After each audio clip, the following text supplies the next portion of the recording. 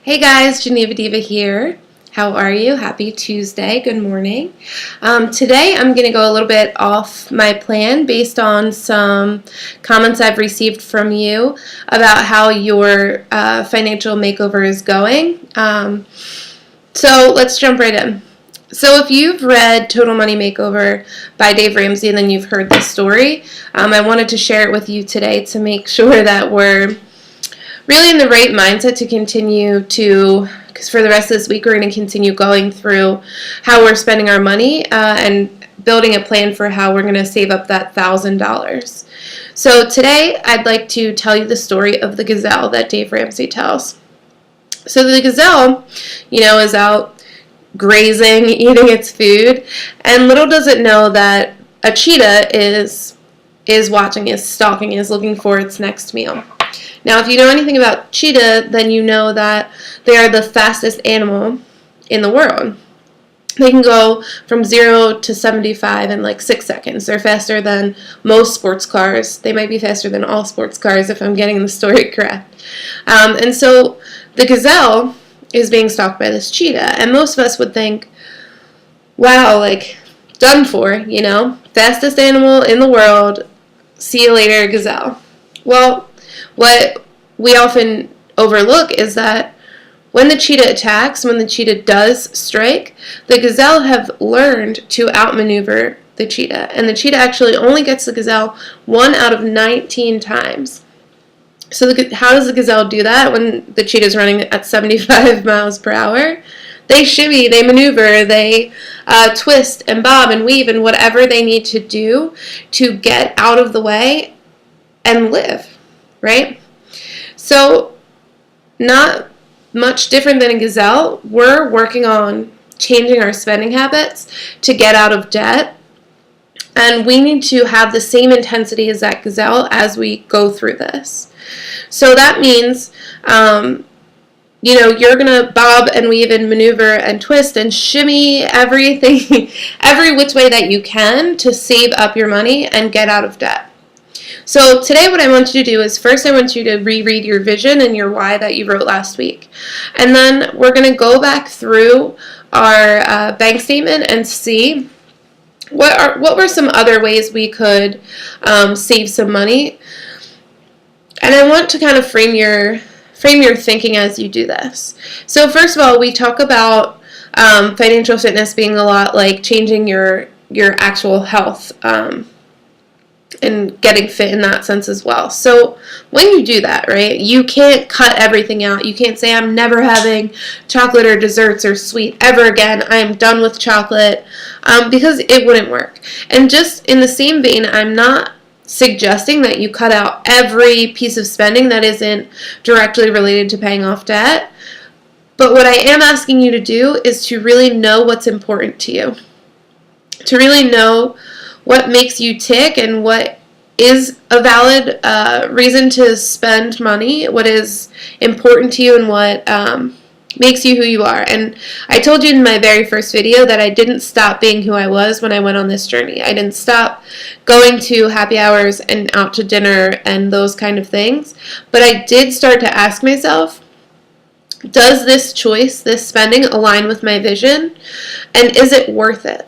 And sometimes it is worth it to go and have a birthday dinner, to go, and visit friends or travel or go to weddings or anything like that. Oftentimes it is worth it, but what I've changed is how I think about it. So I've started to think first, is it worth it? Does it align with my vision? So I want you to practice asking these questions. And then as you start to do that, you'll find out, yes, it is worth it to go to this wedding, but it isn't worth it to stop and eat on the way and pay for that, and then eat in between the wedding maybe, and then eat the next morning. Maybe I bring one of those meals or 2 of those meals. Maybe I bring snacks for the car.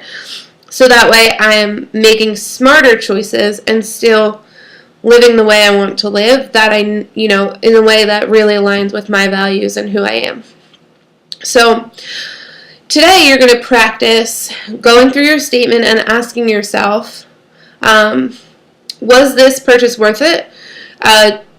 do I really need to spend the money here? Is this what's important to me? In habit building, knowing yourself, who you are, and what makes you tick is super important. Knowing that, you know what, this is a funny story. So I love trail mix. Trader Joe's, I think it was called Chunky Monkey, and also their chocolate raspberry trail mix was my absolute favorite. I could eat an entire bag in about 20 minutes and just be like happy as a clam. But trail mix isn't expensive, so I would go to Trader Joe's and buy like $50 worth of trail mix every other week, let's say. And then I would like eat the entire bag, which is thousands of calories. So knowing myself, like, yes, I love trail mix, but what do I love more than trail mix? Paying off my debt and being in shape and feeding my body what it needs to eat. So I don't do that anymore. Sometimes people buy it for me and I still love it and I still eat it, but I'm not buying it every week, every other week. I'm not craving it and like running to go get it and spend that, $10. And those are like the small changes we're looking for. That's one small maneuver I just made out of the Cheetah's path.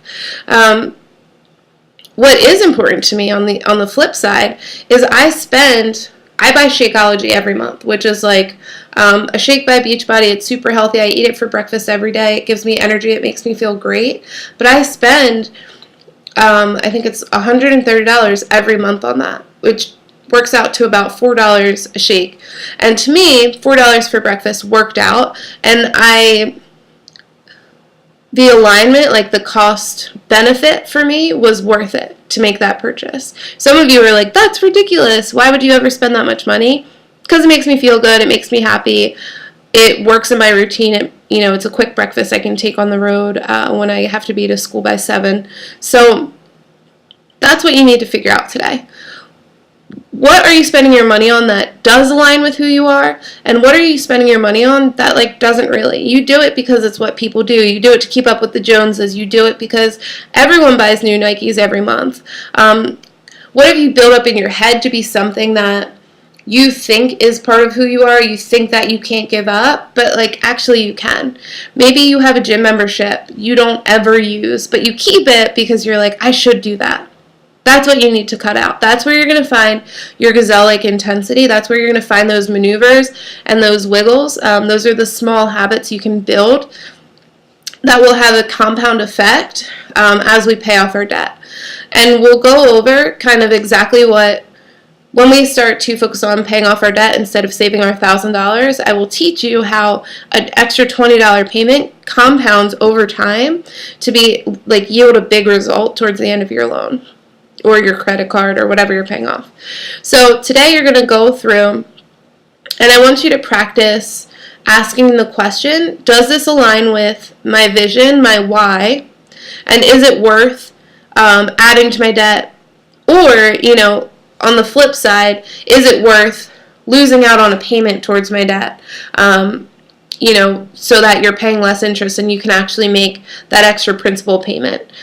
So go through and ask yourself those questions. The end of this week, we're going to do what we were supposed to do today, tomorrow, which is talk more about the nitty-gritty of what we're spending money on. And I'm going to send a survey out at the end of this week to see, have we found our $1,000? Will we be able to save it this month, or do we need to get a little more creative?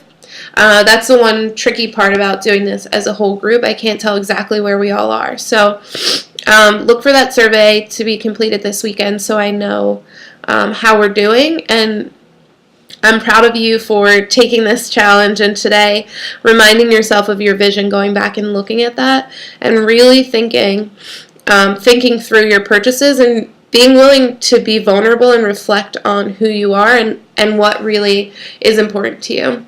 The last plug I'm going to make is please reach out to your accountability partner today, because this is where things start to get a little tricky, a little more hairy. You're going to want to fight me on a lot of this, and that is okay. That's what's supposed to happen when you're making change. Change is almost always met with resistance, so that is a good thing. That means you're doing what you're supposed to do.